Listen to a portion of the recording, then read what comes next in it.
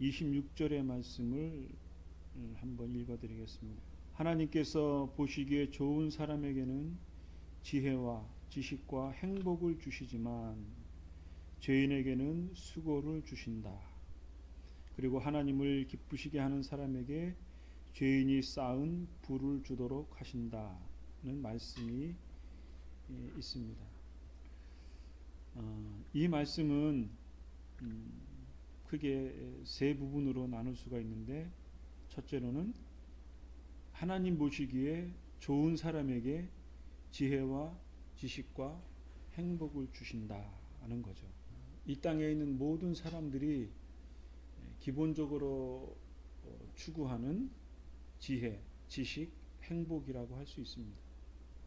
인간이 내면적으로 가져야 할 가장 중요한 거죠. 둘째로는 죄인에게 수고를 주신다고 했습니다. 원론적으로 죄인만 수고를 하는 건 아니고 이 땅에 있는 모든 사람들이 다 수고하게 하죠. 고생하게 하고 힘들게 삶을 산다는 거죠.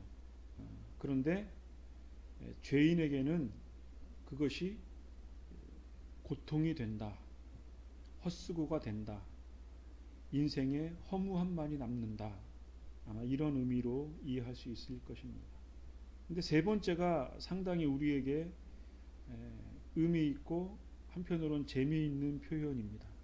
하나님을 기쁘시게 하는 사람에게 죄인이 쌓은 부를 주신다는 거죠. 그러니까 신자의 삶이라고 하는 것은 지혜와 지식과 부요함만을 추구하는 것도 아니고, 그리고 이 땅에 사는 모든 수고가 헛된 수고만은 아닌 거죠. 왜냐하면 궁극적으로 이 땅에 있는 모든 삶, 그것이 하나님을 기쁘시게 하는 것이기 때문에 결코 인생이 무의미하지 않고 허무하지 않고 헛수고가 되지 않는 거죠. 뿐만 아니라 죄인이 쌓아놓은 부를 하나님을 기쁘시게 하는 사람들에게 하나님이 공급해 주신다는 거죠. 솔로몬은 적어도 이 세 가지의 사실을 몸으로 체험한 사람이라고 여겨집니다. 솔로몬은 왕이었습니다. 그래서 그가 누릴 수 있는 것, 쾌락도, 큰 사업도, 그리고 지혜와 지식도 일반 사람들과는 견주할 수 없는 그러한 삶을 살았습니다. 그랬던 그 솔로몬 왕이 궁극적으로 인생은 허무하고, 그리고 죽어야 하는 것이 인간의 본래적인 모습인 것을 깨달았습니다. 그러한 죽어지는 인생, 그것이 허무인 것을 깨달았죠.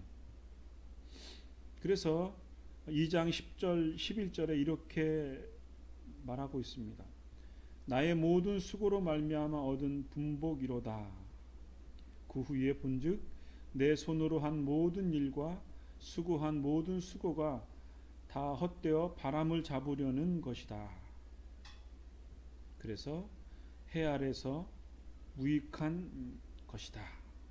이렇게 말을 했고, 16절 17절 하반절에는 산다는 것이 싫어졌다. 이렇게 솔로몬은 고백하고 있습니다. 그러니까 자기 자신이 가졌던 모든 것들, 그러한 것들이 해 아래서는 무익한 것이고, 그것만을 추구하면서 살아가는 삶이라는 것은 무의미한 것이고 삶의 의미를 발견할 수 없다. 한마디로 말하면 인생 무상의 도를 깨달았다. 이렇게 이해할 수 있을 것입니다. 인생 무상, 이 세상에서의 현자적인 통찰이라고 할 수 있습니다. 상황이 좀 다르지만 인생에 가장 많은 번민을 했던 인물이 아마도 시다르타 부처였을 겁니다. 그는 조그마한 왕국의 왕자였었고, 그가 어느 날 도성을 나와서 깨달은 바가, 인생은 고통을 당하고 죽고 늙어지는 인생 무상의 처절한 깨달음을 직접 눈으로 목격을 했다고 합니다. 그래서 인생의 허무함을 깨닫고 부처가 되고자 깨달음을 얻고자 도성을 박차고 나왔던 인물이었습니다. 이것처럼 솔로몬도 먹고 마시고 자기 일에 만족하는 것 이상으로 좋은 일은 다시 없다. 그러니까 현재적인 수많은 고통이 있을지라도 내가 지금 먹고 마시는 그 즐거움, 행복, 만족, 그것이 현실적으로는 매우 중요한 것이다. 이렇게 말을 했습니다. 그리고 심령으로 낙을 누리는 것보다 나은 것이 없고 내가 이것도 본즉 하나님의 손에서 나는 것이다 라고 계정판에 기록되어져 있습니다. 한때 그리스의 전 세계를 호령했던 알렉산더라는 왕이 있었다고 합니다. 그 왕이 어느 날 디오게네스라고 하는 나름 유명한 현자, 철학자를 만나서 내가 당신에게 무엇을 해주고 싶은데 원하는 것이 있으면 한번 말씀을 해보시오. 이렇게 말했다고 합니다. 그럴 때 이 디오게네스는 알렉산더 대왕을 쳐다보면서 당신의 그림자가 나의 햇빛을 가리고 있으니 그것을 좀 비켜달라고 했다고 합니다. 디오게네스는 적어도 그 어떠한 물질적인 풍요보다도 따사로운 햇볕이 더 큰 행복을 가져다 주었다라고 생각을 했을 겁니다. 한편으로 보면 이 디오게네스는 대단히 절제된 삶을 살았다고 합니다. 너무 절제돼서 거지와 같은 삶을 살았다고 합니다. 철학사적으로는 금욕 생활을 했다고 할 정도로 매우 가난한 삶을 살았습니다. 그럼에도 불구하고 그 당대 세계를 통치했던 알렉산더가 그의 현명한 지혜를 구하려고 했던 모습을 보면 알렉산더, 디오게네스 뭔가 우리에게 시사하는 바가 크다고 할 수 있습니다. 모든 것은 이처럼 현재적인 면이 있습니다. 과거에 자기가 아무리 훌륭한 일을 하고 엄청난 업적을 남겼다 하더라도 지금 불행하면 결과적으로 불행한 것입니다. 앞으로 이루어질 미래를 꿈꾸고 현재를 지탱하고 자기 자신을 더 발전시키는 그런 희망을 얻는다면 그런 현재의 삶이 행복하다면 꿈이 있다면 그 현재는 행복한 것이라고 할 수 있겠죠. 어느 수도사가 고해를 했다고 합니다. 마음이 너무 괴로워서 술을 먹다가 내가 이렇게 술만 먹어서 되겠는가 하고 기도를 했습니다. 제가 술 먹은 것을 고해합니다. 저를 벌해 주세요. 이렇게 말했더니 그 말을 듣던 신부님이 잘했다라고 칭찬을 했다는 거죠. 방탕하다가 기도할 마음이 생겨서 하나님의 은혜를, 하나님의 자비를 구했으니 얼마나 기특한 일이겠습니까? 그래서 칭찬을 해줬다는 거죠. 그런데 다른 수도사가 고해성사를 했다는 거죠. 신부님, 제가 기도와 성경을 읽다가 옆에 술이 있어서 그만 술을 먹었습니다. 저를 벌해 주십시오. 이렇게 고백을 했더니 이 나쁜 놈아 사탄아 물러가라 이렇게 꾸지람을 했다는 거죠. 똑같이 경건 생활을 하다가 술을 먹었습니다. 술을 먹고 기도를 했습니다. 똑같이 했어도 순서에 따라서 현재 무엇을 하고 있느냐에 따라서 현재 술을 먹느냐, 현재 기도를 하느냐, 성경 말씀을 읽고 있느냐, 현재 무엇을 하느냐에 따라서 그의 삶의 자세, 가치 판단이 달라진다는 거죠. 이것처럼 현재 무엇을 하고 살아가느냐, 무슨 가치를 가지고 살아가느냐, 그것이 매우 중요하다고 할 수 있습니다. 이런 면에서 전도서의 전체적인 내용이 무엇이냐? 지혜를 얻고 지식을 얻는 거였습니다.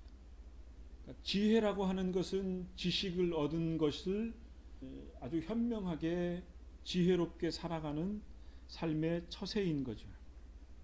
현재 나의 삶을 어떻게 살아갈 수 있는가? 어떻게 지혜롭게 바보스럽지 않고 우둔하게 살지 않고 어떻게 보면 생고생을 하지 않고 적절하게 유효적절하게 삶을 살아갈 수 있느냐, 그것이 지혜인 거죠. 이러한 지혜를 얻으며 살아가는 것이 매우 중요한 것이죠. 그런데 서두에 말씀드린 것처럼 죄인에게는 수고를 준다, 이런 표현이 있었습니다. 출애굽기 2장에도 보면 이스라엘 백성들이 애굽에서 고통당하는 모습이 담겨져 있습니다. 성경이 이렇게 기록되어져 있습니다. 여러 해 후에 애굽 왕은 죽었고 이스라엘 자손은 고욕으로 인하여 탄식하며 부르짖으니 그 고욕으로 인하여 부르짖는 소리가 하나님께 상달한지라. 하나님이 그 고통 소리를 들으시고 아브라함과 이삭과 야곱에게 세운 그 언약을 기억하사 이스라엘 자손을 권념하셨더라 라고 출애굽기 2장에 기록되어져 있습니다. 하나님의 은혜로 애굽에 가서 번성을 했는데 백성들이 많아졌는데 전에 왕들이 약속했던 그 약속들이 깨어지고 이제는 이스라엘 백성들이 노예가 되어져서 고욕에 시달리는 거죠. 너무너무 힘들으니까 백성들이 고통 소리가 기도로 바뀌었다는 것입니다. 그 고통의 기도 소리가 하나님께 상달되었다는 거죠. 이 땅에서의 삶이 정도의 차이는 있지만 다 이런 고통의 삶을 살아가는 거죠. 하루하루의 삶이 그렇고 지금 대한민국 현실의 삶이 그런 거죠. 그럴 때 현명한 지혜를 얻어서 이 어려운 문제를 타개해 나갈 수 있는 방법이 있으면 그나마 삶이 활력이 될 수 있겠죠. 그런데 여러 정황을 살펴보아도 탈출구가 별로 보이지 않는 거죠. 이런 면을 볼 때에 앞에도 막히고 뒤도 막히는 소위 말하는 진퇴양난의 위기에 빠졌을 때 우리는 이것이 인생이다. 이것이 우리가 겪는 인생사의 현실적 고통이다. 이렇게 이해할 수 있는 거죠. 전도서의 표현처럼 우리가 인생무상의 도를 깨닫게 되는 것입니다. 하나님을 기쁘시게 하는 경건한 자에게 죄인의 수고를 통해 보상해 주신다는 말씀을 같이 나눈 바가 있습니다. 물론 현재적 삶에서 게으르게 살거나 나태하게 산다는 말을 의미하는 것은 아닙니다.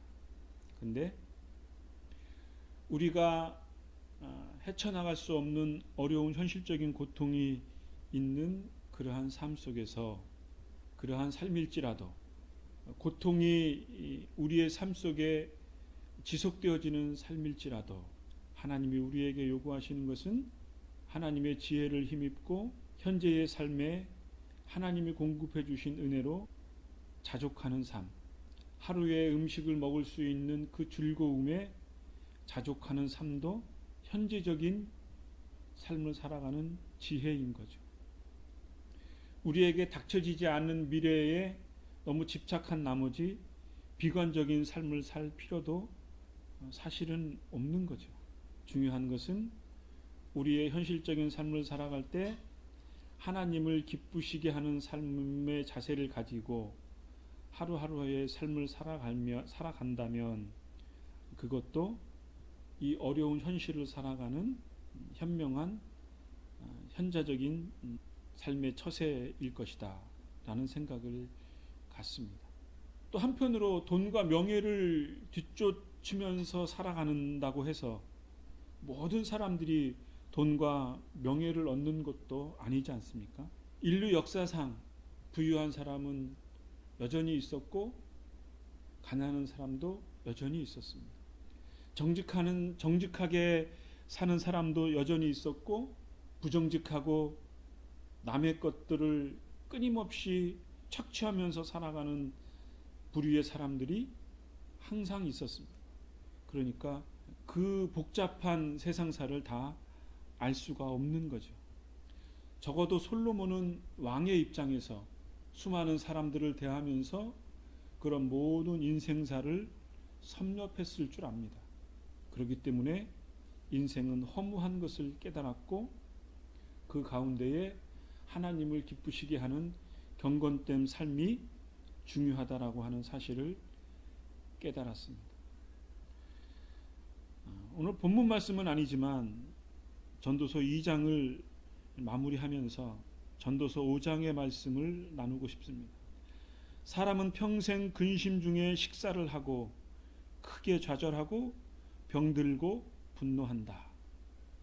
내가 관찰해 보니 하나님께서 주신 자신의 생애 동안 먹고 마시며 자신이 하는 일에 보람을 느끼는 것이 행복이요 적절한 일이다. 그것이 인생의 몫이기 때문이다. 하나님께서 재산과 부를 주시고 또 그것을 누리게 해 주실 때 자기의 몫을 받아서 자기 하는 일에 즐거워하는 것이 바로 하나님의 선물이다 라고 말했습니다.